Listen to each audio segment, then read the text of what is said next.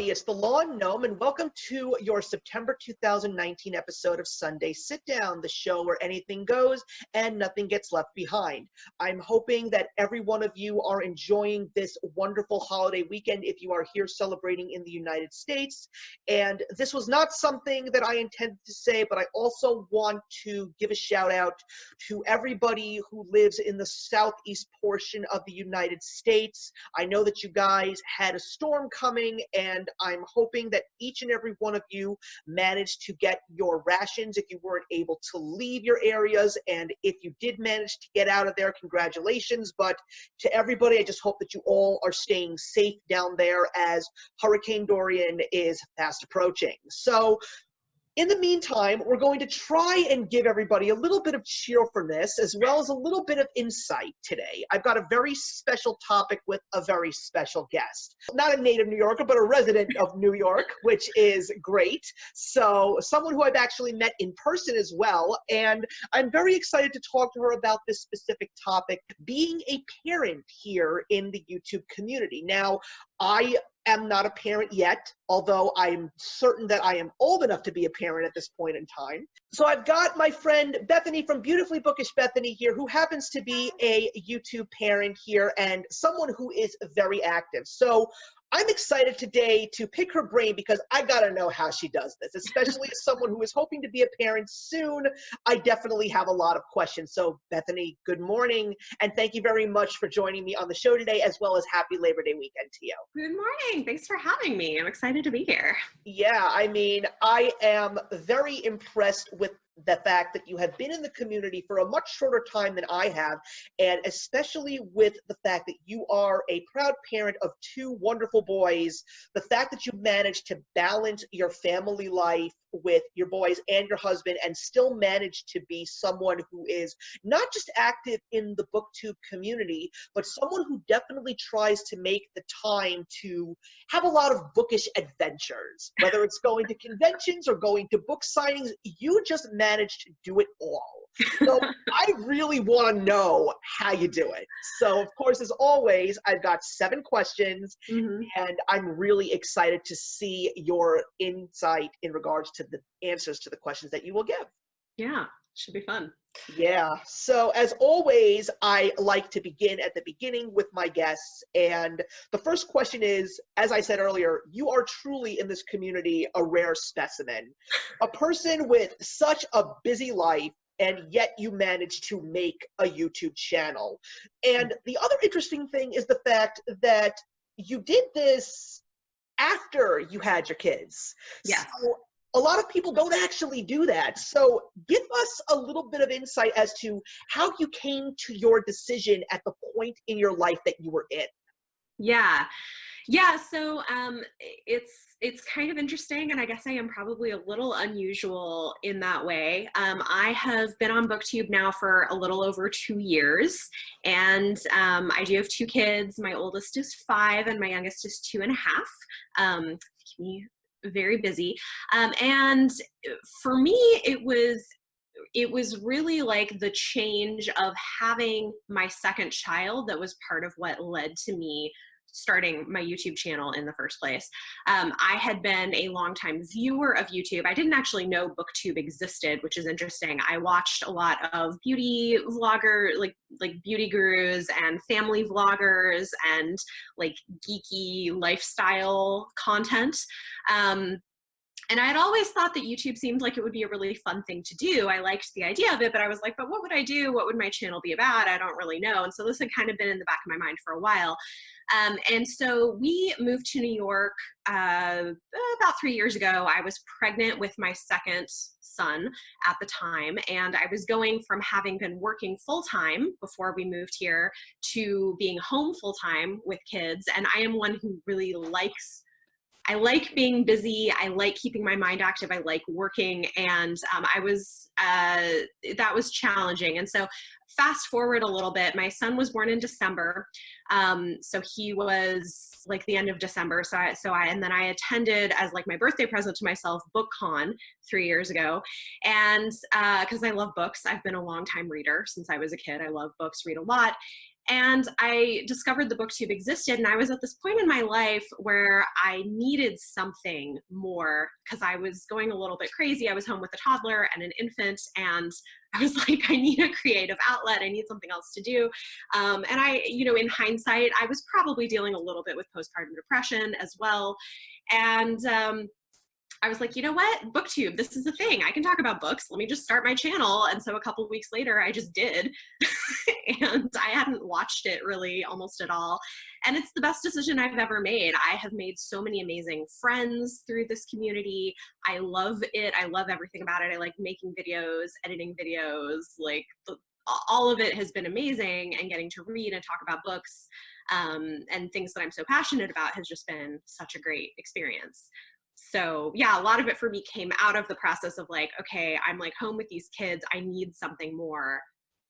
Maybe this is it. And it really has been. And it's led to a lot of really cool opportunities. That's fantastic. I mean, with me, my story is completely different. I mean, I've alluded to my YouTube beginnings, and before I actually was a YouTuber, I was actually doing a lot of reviewing on Amazon.com. So I was always liking to just get my ideas out there. But as someone who really didn't have much for himself at the time, I mean, because of the fact that I was working in an industry that got wrecked by the Great Recession of 2008, I ended up having to move back in with my parents. I didn't actually have a girlfriend at the time, so I hadn't even met my wife yet. So, I really didn't have much except for the small circle of friends that I had, and I just, like you, needed a creative outlet. And I just thought that YouTube was a much easier way for me to get my voice out there rather than just sitting at a computer and typing, getting to show not just what your thoughts are, but also get what your personality is like. And BookTube, I think, was something that did very positive things for me as a YouTuber and also as a community member, because I also was a very big reader. It took me a long time to really be the reader that I am now because I just had not found my niche. So when I discovered BookTube, that was when I actually started hearing about all of these great science fiction and fantasy books that I hadn't even heard about. So the fact that right after I had gotten my master's degree, that was when things were starting to get a little bit better. I had already met Jen, and we were definitely planning on the whole marriage thing. And at that time, with all of my classes officially done, I said, now I can finally get back into reading. So I was doing so much reading. And of course, meeting all of these great people was also one of the best things that happened because, it was great to know that there were just so many people that actually were close to me, distance-wise, that I actually was able to meet. And we'll get into the whole BookCon thing, but it's great that I actually got to meet you. And I know that we also have a mutual friend in Marissa from Blatantly Bookish. The whole thing that I'm trying to get at is I always figured that when the day would come that I would have a little one running around, that would be the day where I would end up having to cut my production back because it's all baby all the time. And this is someone who sees his siblings. My younger brother is a proud father of 3 girls. My sister has a daughter herself. And yeah, they're a handful, but there's such a joy. Yeah. But at the same time, it's like, how do you find that me time for myself, and how do you find that creative outlet? And at the same time, I always say to myself, when I was growing up, I remember my father having that me time. So I'm like, if he can do it, maybe I can find some way to do it too. But it's just great to know that to a certain degree, your children were sort of your inspiration to try and find that creative outlet. And I'm just glad that they actually gave you the opportunity to find that time, because that's something that a lot of Absolutely. parents say, you know, like, how do you find the time? Everyone I know who's a parent says, forget about watching your favorite TV shows, forget about finding your movies, your music. They're like, you're not going to be able to do it anymore. It's Peppa Pig and Daniel Tiger all the time. Yeah, no, I think that actually being a parent, it's so important to find that me time. At least for me, I think I'm a better parent and a better mother because I make time for myself and I make space for parts of my identity that are not just about being a mom. And so for me at least, that's really important and I think necessary. And I tell a lot of people, I think parenting is like the best and hardest thing you will ever do. And so, yes, it can be wonderful, but it also takes a lot out of you. And so, if you're not finding places to like get something and fill yourself up, like you're going to end up burning out or like trying to get something from your kids that they shouldn't be giving you, like just emotionally. And so I think it's really important to have those things, whatever they are, as part of your life.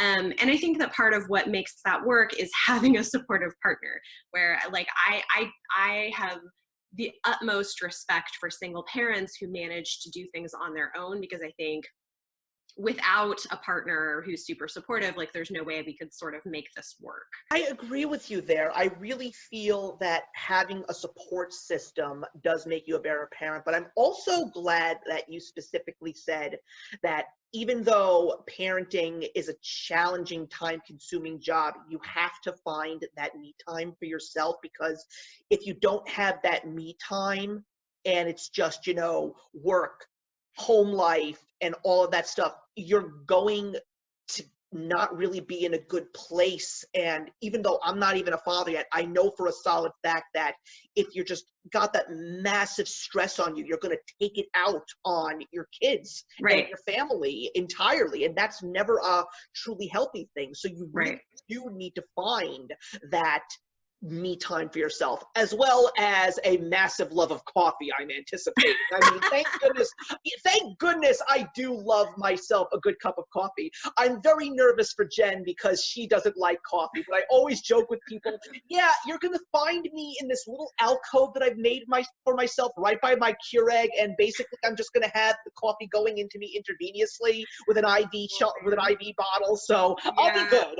I mean, especially when they're really, really small. And I will say this, like my youngest was like 5 or 6 months old, I think, when I started my channel. And I do think the first like 3 or 4 months, it is intense with a newborn. And I have a few friends who've managed to keep making videos even after having a newborn. And I don't know how they manage it, because I would have struggled with that.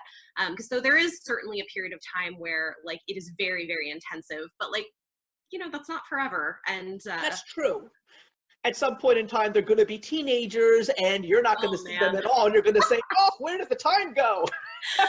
It goes so fast. Well, my oldest is starting kindergarten next. That's amazing. I hope he enjoys himself. I hope he's excited. He's so excited. Yeah, my oldest niece is about to start first grade. It's crazy because I remember when she was born. So it's quite amazing. So let's dive a little bit deeper into this recent conversation about finding the time, and that is, give us a little bit of insight into your time management and how does YouTube fit into parenting, as well as just getting all of your other important tasks done? Sure. Yeah. Okay. So for me, there's a few things. Number one is I tend to batch film. So I usually will film anywhere from like, depending on the length of the videos. If I'm filming longer videos, I won't film as many. So, if I'm filming really long videos, I might only film 2 in a day, but sometimes I'll film 3 or 4 videos at a time, edit them, schedule them so that I'm not having to film constantly, because I do put up at least 2 videos a week, which is a lot, sometimes more. Like the last couple of weeks it's been 3 videos a week on my channel, and the only way that I can't film every week or a couple of times a week, so I film like several videos all at once, edit them, and then try to usually schedule them out so that I'm only filming once every couple weeks or more, depending. And the other part is, like I said, having a support system. So I do have a babysitter who comes 1 to 2 days a week, depending on the week. And then that's partly for YouTube, but it's also for other things that I'm doing, freelance work. And so she is with the kids so that I have time to do stuff for several hours a week. And then we kind of divide things up with my husband. So he thankfully has like a fairly flexible job. So he usually has the kids on the weekend a lot. And eventually we'd like to get to the point where once both kids are in school, I'm not necessarily working on the stuff on the weekends, but right now, other than like, we'll sometimes have like family time and things we do, but a lot of times he's with the kids on the weekend so that I can, film, edit, do freelance work, do whatever work-related things I need to do.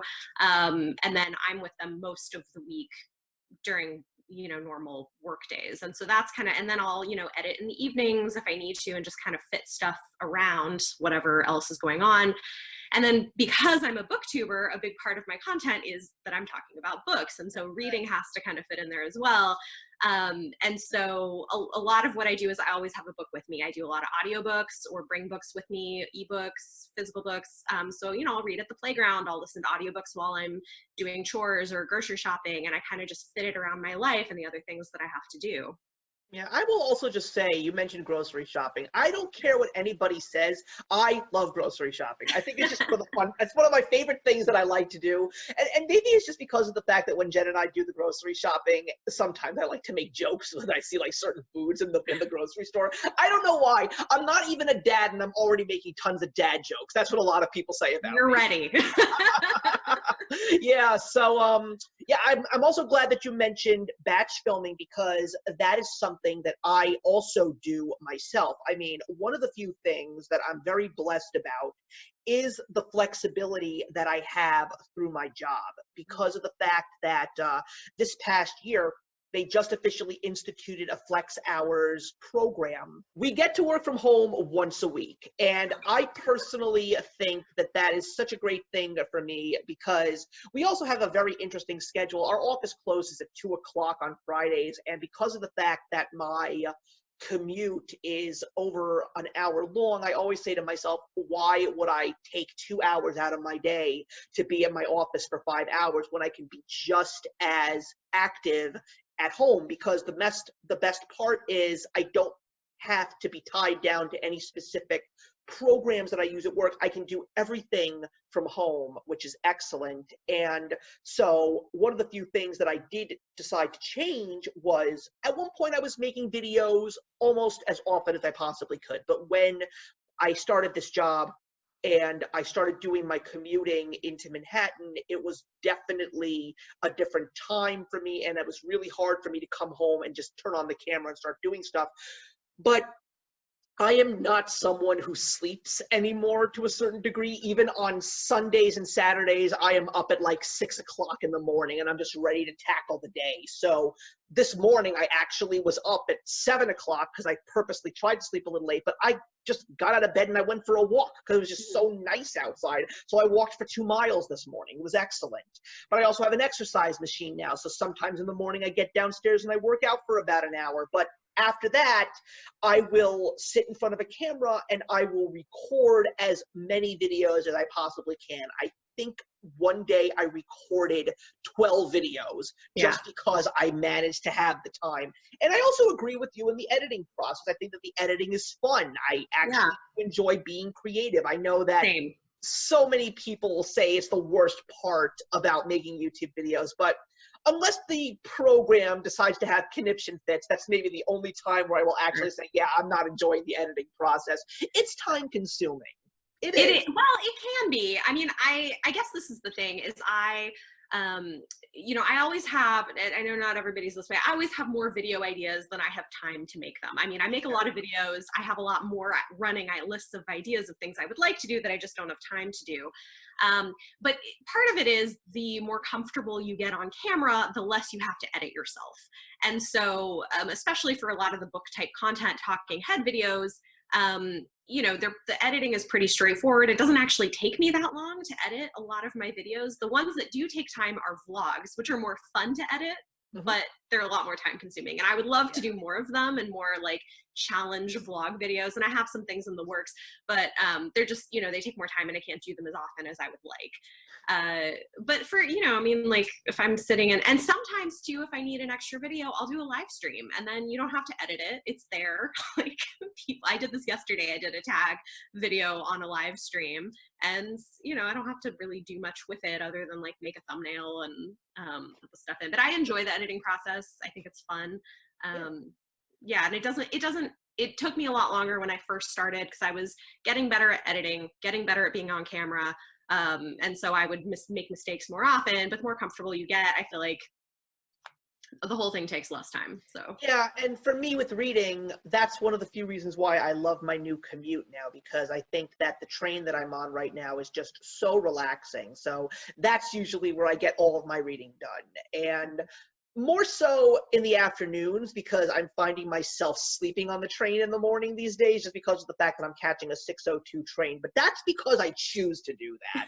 I could come into the office a little bit later, but I choose to go early because I believe in the Zazu mentality from The Lion King. The sooner you get to the water hole, the sooner you can leave. And that's basically what I do, because I don't get paid for overtime, so we basically do it that way. But yeah, on the afternoons, I will basically keep my little book with me. Usually it's a mass market paperback, and I keep it in my work bag, and pretty much for about 25 minutes to 30 minutes, I'm reading. And it's great. It's just absolutely great. So the third question that I have for you is probably one of the more interesting questions. And that is, what is the family's overarching atmosphere about the fact that mom is a YouTuber and it's time for mom to do her work over on YouTube? Yeah, so most of the time I try to film, not always, sometimes it doesn't work out, but most of the time I try to film when the kids are out of the house. Like right now, they're at the playground with their dad. So, you know, like that's, and you know, I'll film either when he takes them outside or the babysitter takes them to the park, and I'll try to just like condense all my filming into that like couple hours that I get while they're out. Sometimes that just doesn't work out, and so I'll film and you can hear them in the background, and maybe they'll occasionally run in and make an appearance, and you know, it's fine, no big deal. I'm a mom. I don't have a problem with that. I don't think they're kind of like, oh, okay, whatever. They love, I don't do them all the time, but I do family vlogs occasionally, and they love seeing themselves on camera. So they'll want to rewatch old videos. Like recently we were talking about every year we go to a pumpkin farm in Queens, which is really fun around Halloween. And so I was talking to my older son about it. He was excited. He was like, can I see the video where we did it last year? I want to see it. And so we sat and watched it. So they'll want to like watch videos of themselves. So those are fun to have. Even though they don't get as many views as my other videos on my channel, I partly make them because they're kind of cool to have to see the kids as they grow and memories of family trips and stuff like that. So those are good. Oh yeah. I mean, I'm gonna really show my age right now, but I remember when my mom would record home videos of me and my brother. There were a lot more videos of me and my brother growing up. My sister, when she came along, that was when the technology was changing. But I remember my mom carrying the big video camera, CR strapped to her waist, and basically, whenever she would finish recording those movies, my brother and I would love to watch them. And it's amazing how family memories, capturing them, has changed so much. Now it's literally a whole series of 5-minute videos on a smartphone, and yet it's amazing how much you capture in that small span of time. It's amazing. And that's another thing that I really like about YouTube, and it's because it's also a memory preserver for a certain extent. It's so interesting to revisit some of my thoughts on certain movies or certain topics that I discuss. And I'm always curious to say to myself, you know, how do I feel about that now? And also when you take a look at yourself on camera, it's also interesting to see how you presented yourself, and you say to yourself, oh, I should have done that a little bit better, or maybe it could have been done this way. Because when I take a look at the videos that I recorded 9 years ago compared to the videos that I've recorded this year, I see so much of a change in myself in such a good way in terms of how my overall presentation was. My thoughts are clearer, my delivery is a lot more crisper, the way that I'm actually able to avoid things like long pauses or ums. It's amazing how much we grow as content creators the more that we do this. It really is. Yeah, no, absolutely. I think that's really true. And I don't go back and rewatch most of my videos. I think the main thing we do watch is those vlogs. And part of it is it's fun, it's nostalgic. I'm not always the best at taking pictures, which I know a lot of people take a ton of pictures of their kids. I do some, but for me, a lot of it is the video. And so if we go on vacation or, we do special things, I always vlog that. And it's fun to go back and watch, and like, it's amazing seeing how much they change even in a year. So it's fun for that. Yeah, I think one of the things that I did that I thought was such a nice thing to do when I went on vacation to Florida, or even when I went to BookCon, I took little micro vlogs and I put them on Twitter. I thought that was such a cool thing to do, because I was like, I know so many people love to make those massive videos and they show their entire YouTube experience, but I found so much more happiness just recording that specific moment. And I remember, and you're in one of them. I remember that. You and Marissa are in one of them. Oh, cool. So I just thought it's like, it just speaks volumes just for that small moment in time. But in terms of me making the time, when Jen and I had a 1-bedroom apartment, that was basically, when I wanted to record, I would probably just sneak out in the early morning and just record when she wasn't in the room. Now I have a whole room to myself. I'm in the lower level of the house, and especially when she's in full-on teaching mode, this is the best time to basically be down here and just doing all of my video work, because she is lesson planning almost every Sunday. Hopefully that will change this year, because she's got the same schedule. So hopefully she won't have to really subject herself to too much work on Sunday, and she'll be able to relax a little bit. But while she's really in that mode, I don't want to disturb her. So I'm down here. She can't necessarily hear me unless I'm screaming at the top of my lungs, which I won't be. But the fact that we have the ability to find that time management now is great. Now, when a child comes along, I know for a solid fact that when it's time for Jen to do her lesson plans, it's time for me to take care of the little one, whenever that day may be. And also, when it comes to us doing our work schedules, what I'm hoping for is I'll be able to try and find a way where I can actually do a little bit more work from home in a given week, rather than sending the kid over to daycare. That's the one thing that I'm very nervous about as a parent, because daycare, I don't know, there's something about it. I know that so many people do it, but I just feel that, being as present as you possibly can be in your child's life, I think that it's just more positive than just having to have that child being taken care of by strangers, especially at the very beginning of it. You know what I mean? Yeah, I mean, I think it's complicated. So I've been on both sides of this. When we just had one kid, I did work full time. He was in a daycare center, and we had a good experience with it. I think, and now we have babysitters some of the time. So I've kind of like tried multiple things, and I think you kind of have to figure out what works for your family.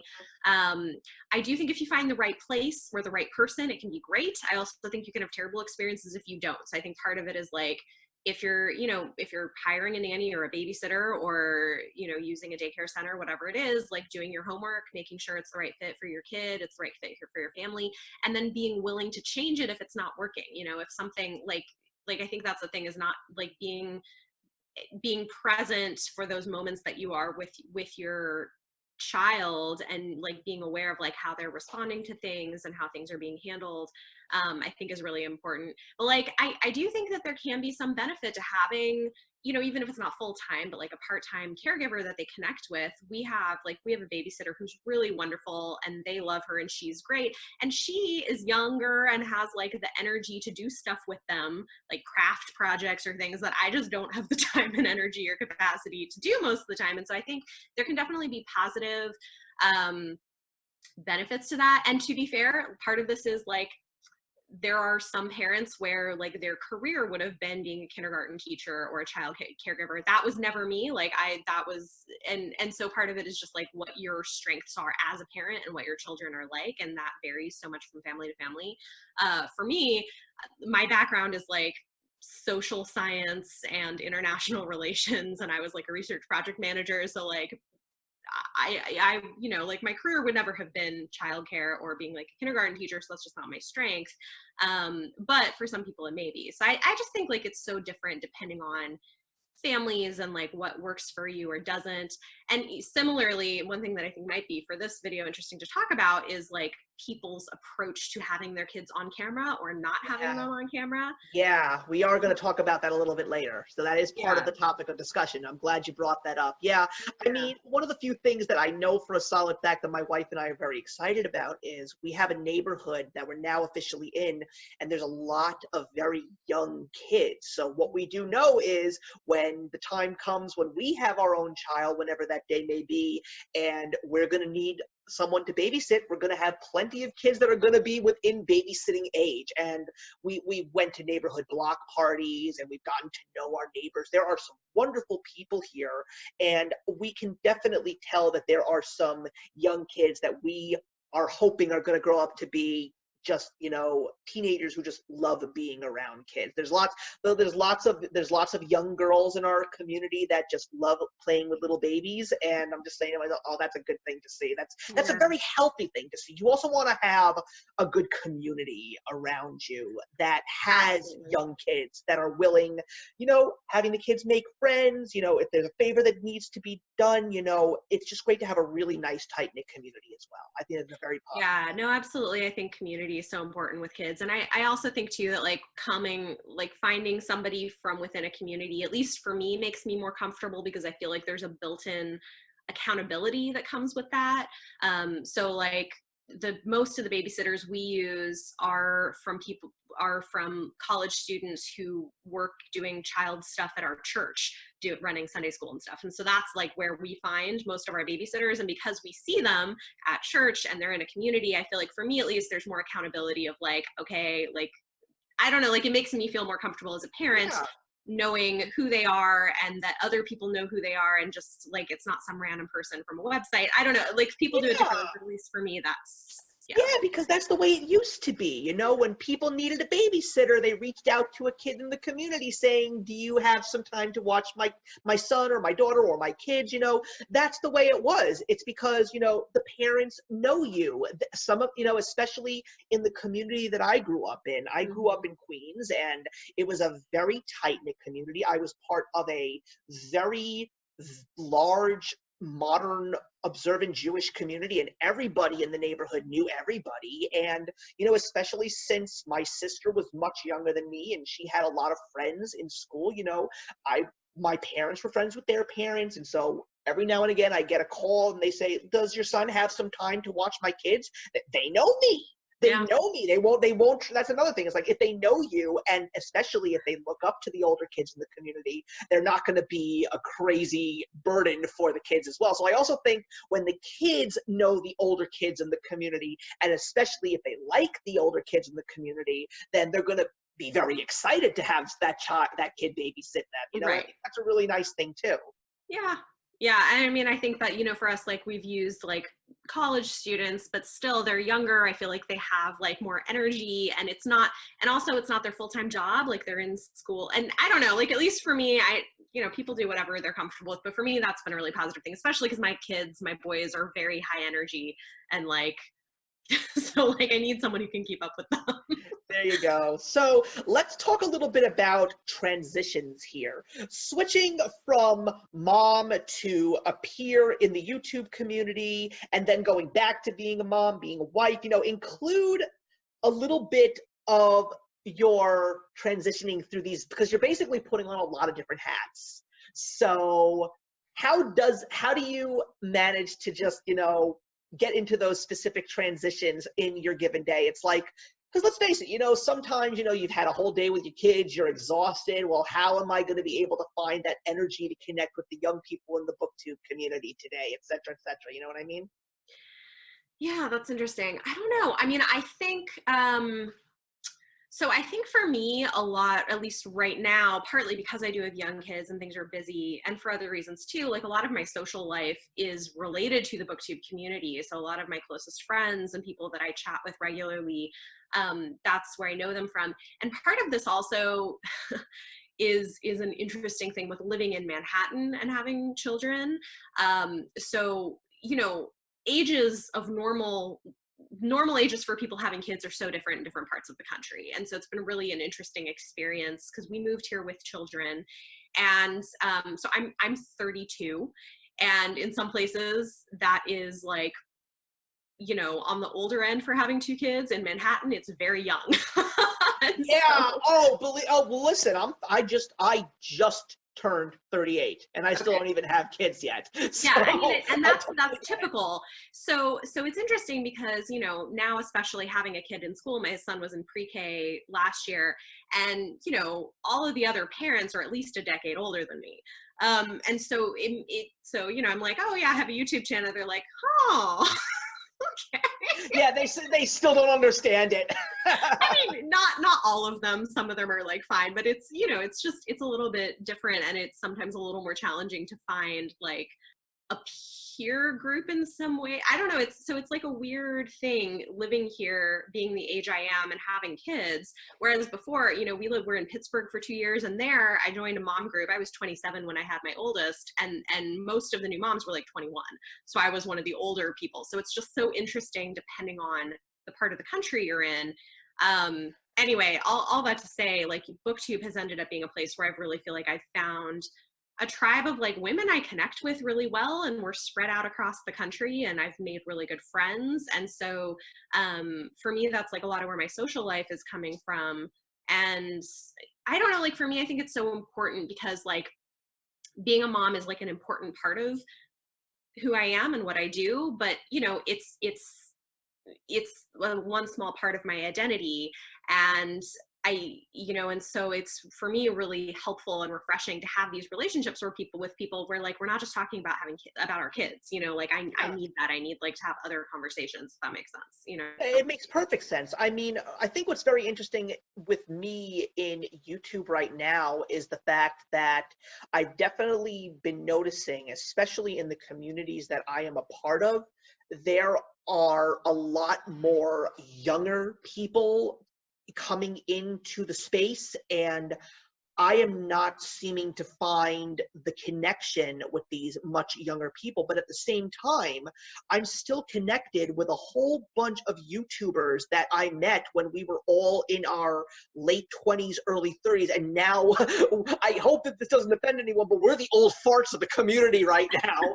And we're trying to find our place right now because I don't want to sound hostile or anything, but some of us feel like we're getting pushed out because of the Hmm. fact that people are saying that we're not relevant anymore. Like we're not on the same patterns of thought as these younger people are. So to a Hmm. certain degree, I come into this community wanting to connect with some of the younger people because, you know, I've experienced so much. And the most interesting thing about me, especially with my age, is there's still so much more that I need to experience. You know, I mean, would I personally have been happier knowing that I had a child a little bit earlier in life?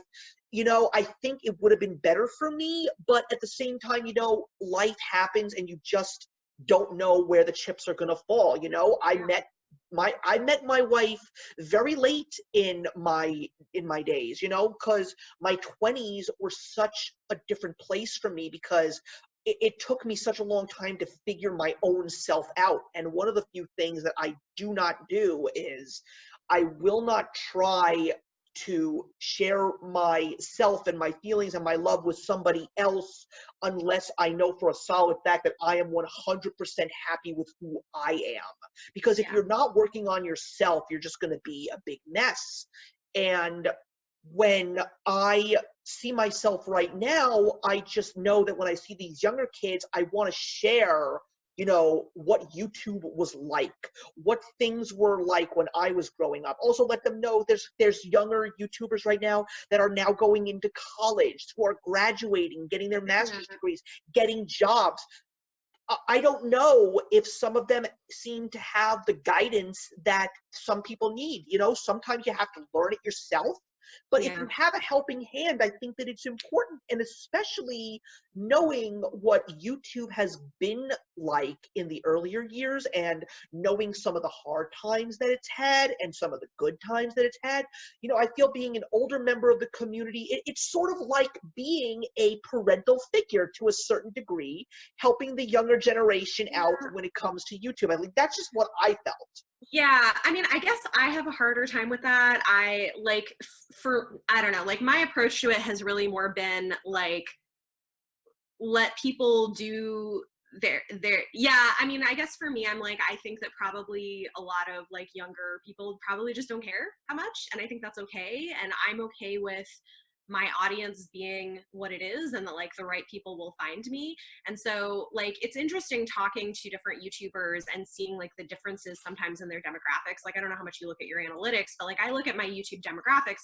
By far my biggest demographic group is women 25 to 34, and like that's fine. You know, I have some younger, some older, but like that is definitely my biggest demographic. And like if that's who I'm connecting with, like I'm kind of in that group, and I think I'm okay with that. I guess I like, you know, I think I do maybe connect with some people who are younger just because like I read adult and I read YA, and so some people find me for different reasons. But at least for me, like I'm just gonna do sort of what makes sense for me and talk about the things that I care about and where I'm at. And like if, you know, if I'm not the right person for you, then okay, that's fine. Go find the right YouTuber for you. Like no big deal. Like I guess I'm okay with my audience being whatever it is and whatever makes sense for who I am and what I bring to the table for YouTube. And I do think that like while there is a large young community of booktubers, I also think there's a growing community of older booktubers and older viewers who are not, you know, like 18. And if they are and they want to watch my channel, that's great too. You know, they're welcome, of course. But like, I don't know, like I think sometimes people like overthink it being all so young, and I'm kind of okay with like young people doing whatever makes sense for them. And I don't, you know, I'm not bothered by it one way or another, if that makes sense. That's good to know. No, that's important to say things like that. And I guess you're right. You know, everybody goes into this in different ways. And sometimes the perspectives that we have is not just based on what we feel, but it's also based on what some of the people that we are close to in the community feel as well. I just have these conversations so much. And I said to two of my friends, I said, how about maybe once a month we just get together and we just do a live stream about the things that we've been enjoying over the past month? Because I'm noticing right now there is a larger group of content creators that are in their late 20s and 30s and even going into their 40s. I mean, I am happy to know that one of my better friends in the community is within that age range as well. I've actually met her in person as well. My friend Stacy from Stacy's Story, she's one of my very good friends. And it's just good to know that we found that connection. And it's just great to know that we're trying to find ways to bring out good content for people. And we also believe that we want to create more content that our generation would like as well. You know, I also think that some of the things that I talk about on my channel, especially when I talk about my favorite movies, when I do my fandom feature once a month, just showing people the ability to get an opportunity to see a movie that I grew up with. Maybe they'll enjoy it, maybe they won't enjoy it, I don't know. But I think that also being a Funko Pop collector is a great thing as well, because the thing I love so much about that company is the fact that they are exciting younger generations with old stuff. I mean, I think that because I've watched their documentary on Netflix so much, and it's great. And I love that the CEO of Funko says, my goal in life is to make sure that everybody in the world knows who Huckleberry Hound is. I just think that's one of the coolest things to say for a life goal. You know, this one iconic cartoon character from the 1950s and 60s, he just wants every kid and every adult to know who he was. I just think that that's really cool, you know? Yeah. And I'm a firm believer in preserving older things in popular culture because I still find a ton of relevancy. I still remember when I was the young kid at my very, very first job, and I actually mentioned Perry Mason, and everybody in that boardroom who was in their 50s and 60s turned and said, how the hell do you know who Perry Mason is? I used to watch a lot of those shows with my grandma when I was a teenager, which was funny. Like Perry Mason, Murder, She Wrote, like a lot of those kind of older Exactly. things. But when I throw like an old pop culture reference, people just get blown away. I said, it's because I had parents who knew that that was relevant and they wanted me to know what it was too. And I'm grateful for that. So let's talk about getting the family involved.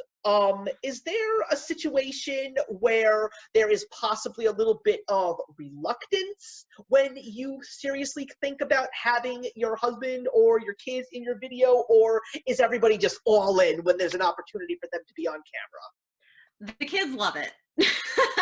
They're, you know, like they're always wanting to hop in. And even when I'm like doing Insta stories, if they come in and see me like doing a little mini vlog on my Instagram stories, they'll be like, can I do it? Can I say hi? Can I be on? You know, I mean, they love being on camera. They love seeing themselves on camera. So they are all for it.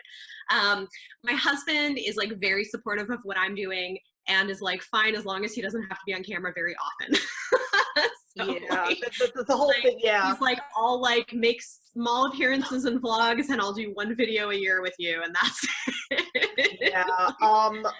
I had just started making my YouTube channel when I met Jen, and when I told her that I was doing this stuff, she actually thought that it was kind of cute, and she was completely okay with that. But she will never be in any of my videos physically because of the fact that she is a teacher of young kids, and the last thing that she wants is for one of her students to stumble upon my YouTube channel and say, oh my God, there's my teacher, what's she doing on YouTube? So as much as I think that she and I would just be dynamite together on a YouTube channel, I have nothing but the utmost respect for her with her choices. But I also am glad that sometimes she would not necessarily make a physical appearance, but on some videos she had her voice exposed, so people actually do, because part of me also does want to say, I mean, look, I'm as nerdy as they come. I just want people to know that my wife actually exists in this world, which is why I was always excited. Well, and I mean, the thing is too, is like my husband, and I mean, part of what connected us is my husband is also super nerdy, and so like, if he was comfortable with it, he would also be great on YouTube, but he just is like, I have no interest in it. Like, I support you doing it. I will do like a video every once in a while, but like, you know, and I mean, for him, he's less worried with his job. He's a professor, so he teaches college students. But it's just, he's like, I don't really want to be on camera, but I'll do it occasionally if you really want me to. Yeah, Jen loves reading. I mean, we still have 16 boxes that we have. Well, I think it's less now, but there's still a whole bunch of books that we haven't unpacked. All the boxes are just filled with books, and they're her books. So she loves to read. And also, it was also nice that I actually got a chance to bring her to BookCon that one year because it was just great. It was nice meeting her.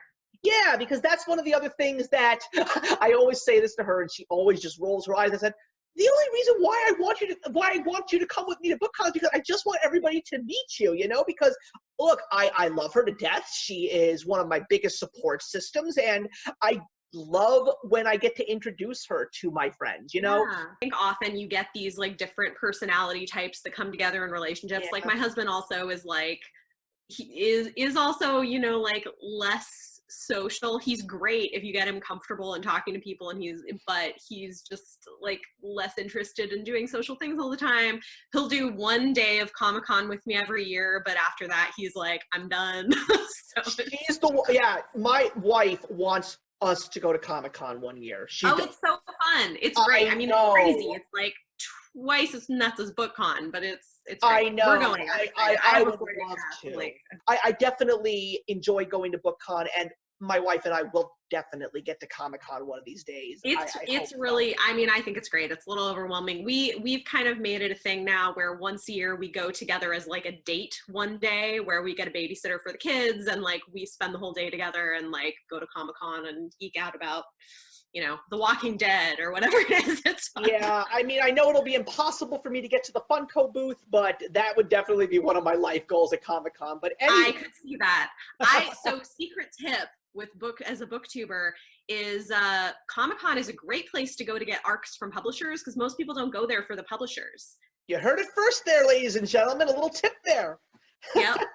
So yep. I got a Cruel Prince by Holly Black arc at Comic-Con 2 years ago. They just were like, oh, here, you want this? I'm like, yes, thank you. And YouTube just officially lit up with excitement.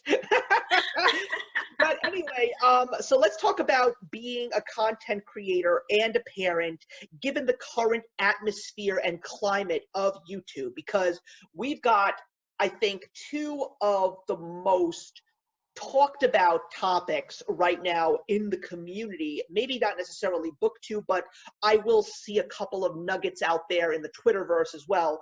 The two major things that people are talking about right now are politics and cancel culture. This is two of the talking points, but there's so many other things. So given the current nature of the climate right now, especially where there are so many opposing mindsets that are butting heads to a certain degree, maybe not 100% bluntly, but it's definitely there. You can feel a little bit of tense vibes in the air in the community right now.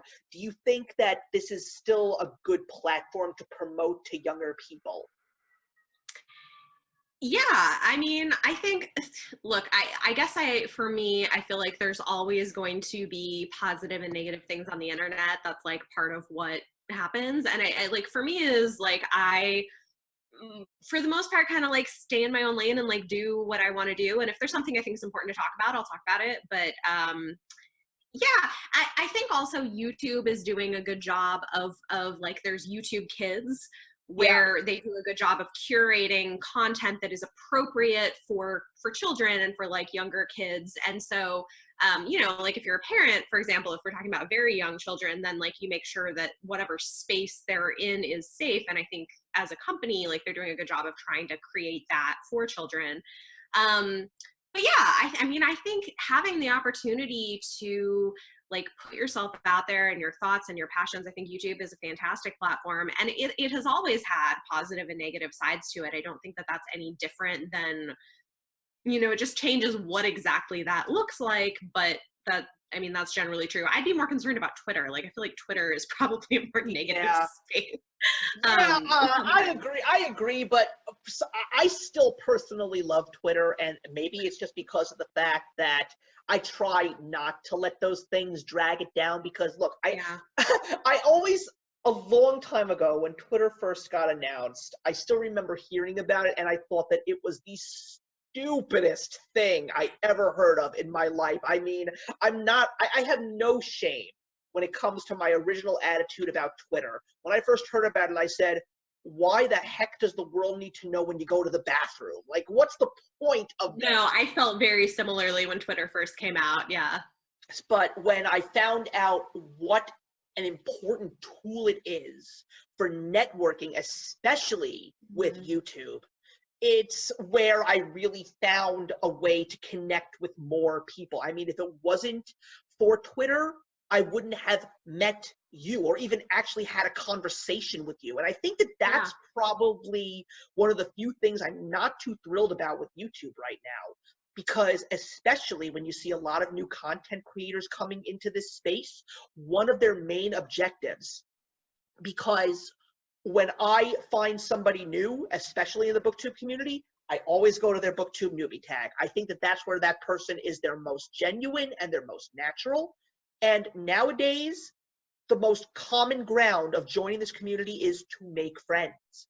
But YouTube is putting so many things out there to prevent people from talking to one another.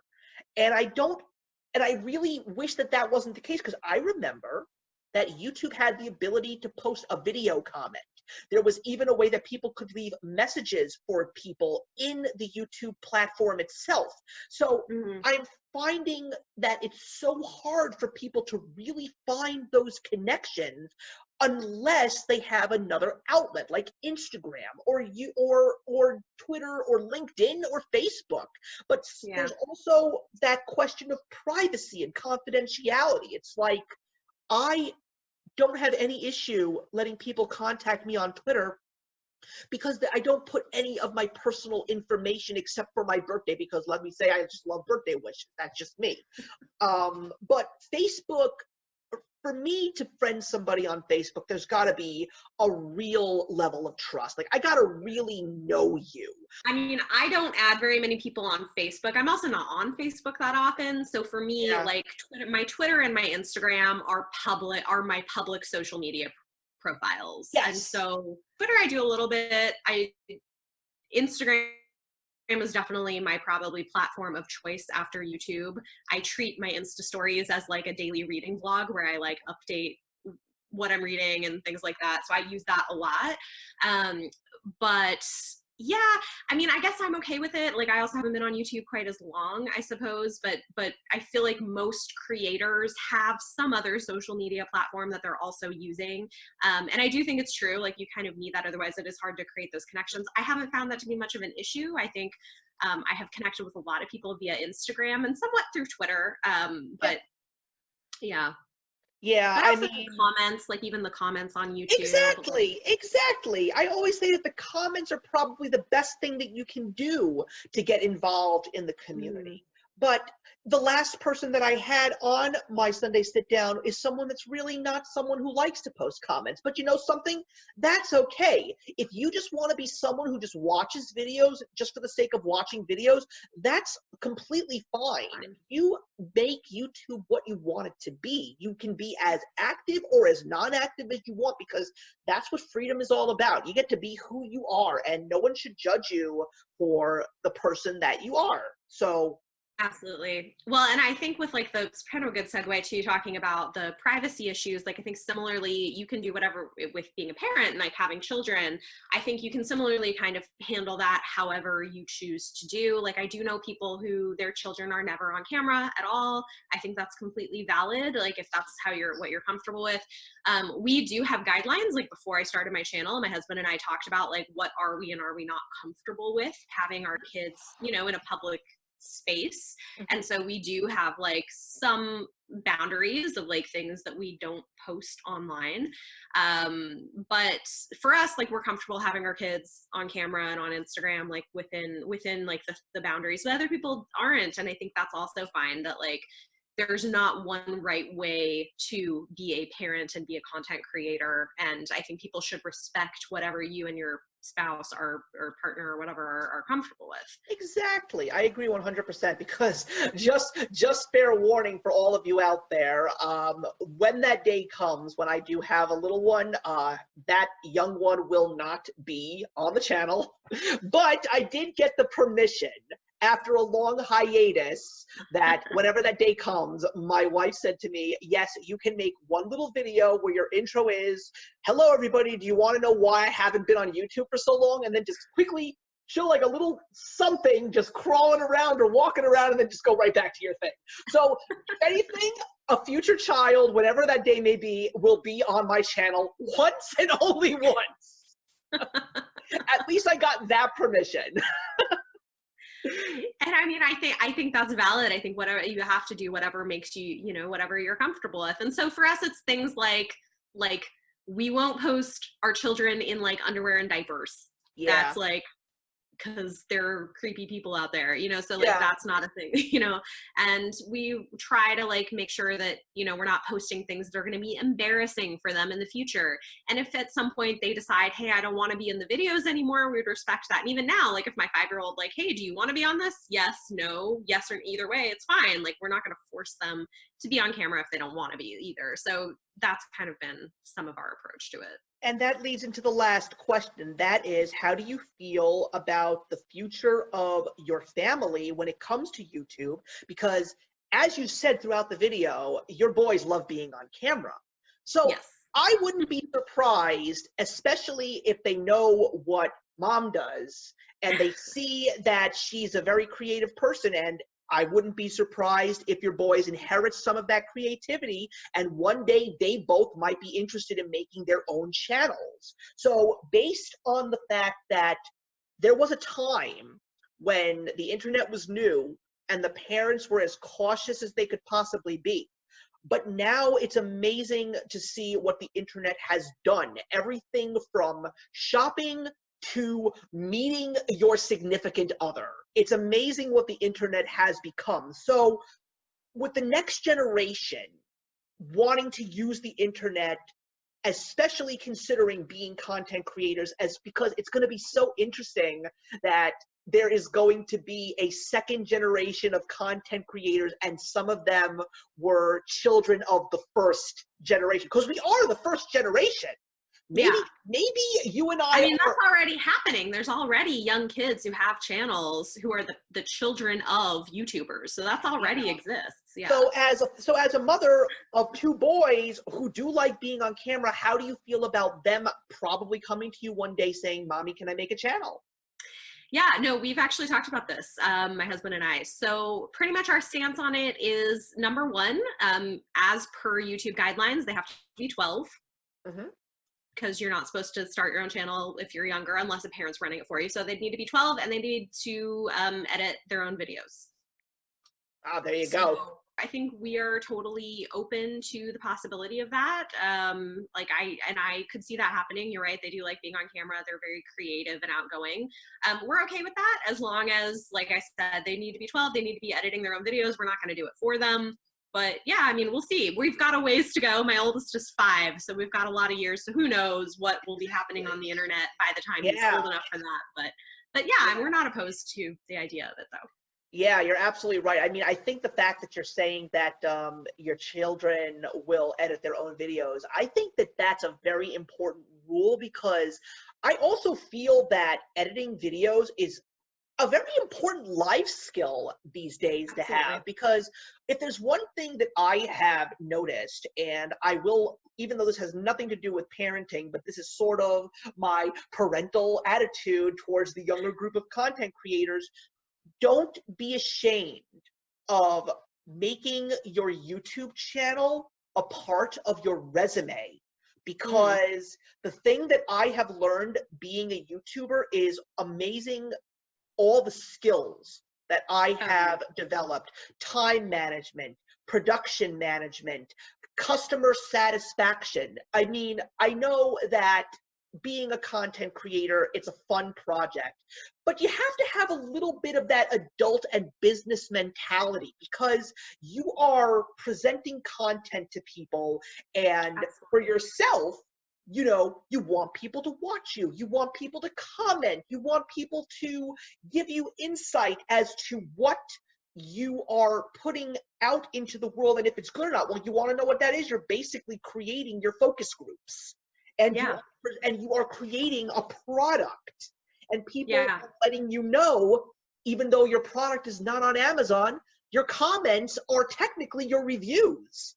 So you got to understand that there are so many skills that you are developing just by being a content creator. So never be ashamed to let the business world know all of the skills that you have learned, because you could become a professional critic. You could become a professional video editor. You can use these skills to do what I do, which is basically being a project coordinator for college data of students and teachers. It's amazing that YouTube played a role in what I do right now, even though it has nothing to do with what I talk about here in the community. Absolutely. No, I absolutely agree with you. I mean, it's funny. I was actually on Twitter today. I saw somebody post a tweet about how the fact that she'd been running her own blog, not even YouTube, but a blog for years is part of what got her latest job. And like she was recommending if people do that for bloggers, for example, to put that on their resumes. And I think it's absolutely true. You get so many skills from it.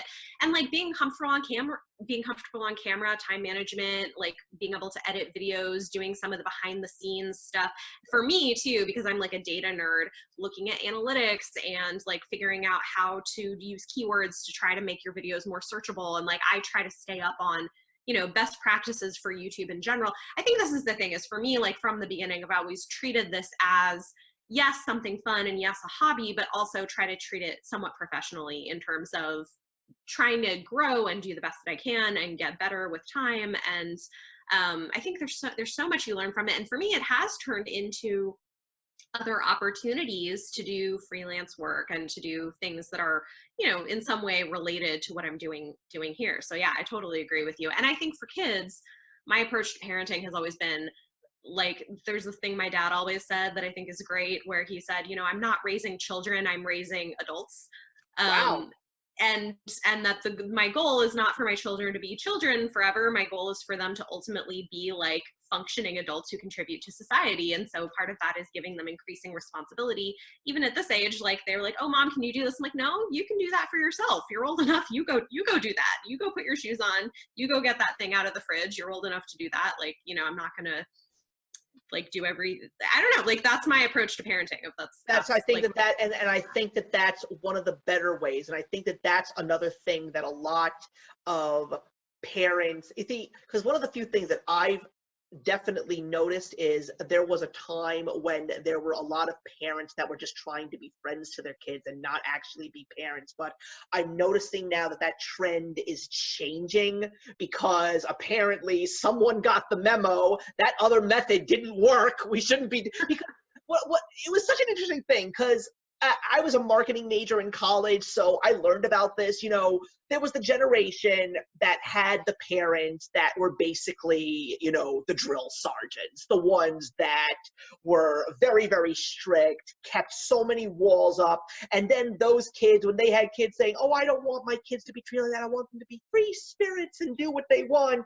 And then we have a whole bunch of people that don't know how to function in society, and they're taking life courses now. And I'm like, now the whole generation that saw this happening saying, okay, well, we're not going to do that. We're going to actually be parents again. So it's cyclical to a certain degree, but yeah, I was basically. I also think it's like, it's finding balance, you know? I mean, Exactly. I think it's like knowing when, okay, when do my kids just really need a hug? You know, like when do they really need help and they're feeling sick or they're sad or like whatever, they have emotions they need to work through, like being there for that. But then also like knowing when it's like there needs to be discipline, or they need to like learn how to do things for themselves so that they can grow up to function as adults eventually, you know? So I think it's like finding that balance and the like knowing your kid. It was the late George Carlin that said something in one of his jokes. He says, I believe that kids all around the world need 60 minutes of daydreaming. He said that will make them, and he says when they're done with that. Yeah, I mean, and I think that's the thing, is like lives can get overscheduled. Yeah, I think that it needs to be a time where the kids do need to be disciplined, but there also needs to be a time when the kids just need some time, even at a young age. They just need some time to themselves, be with their thoughts, be with their own interests, because it's the only way that they're going to be able to perfect themselves, you know? It's like if a kid is left alone for 60 minutes in the house, they get to do whatever they want within reason, of course. It's amazing what they'll learn from what they do by themselves.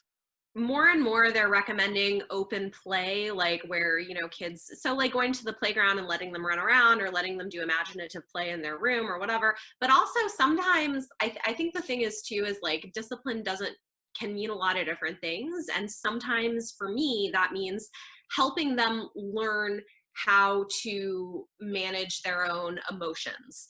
And so, you know, I have really young kids. Sometimes they have big feelings about things, and sometimes they might have like a tantrum. And so for me, the thing might be like, okay, you go lay down in your bed until you can calm yourself down and handle this more appropriately.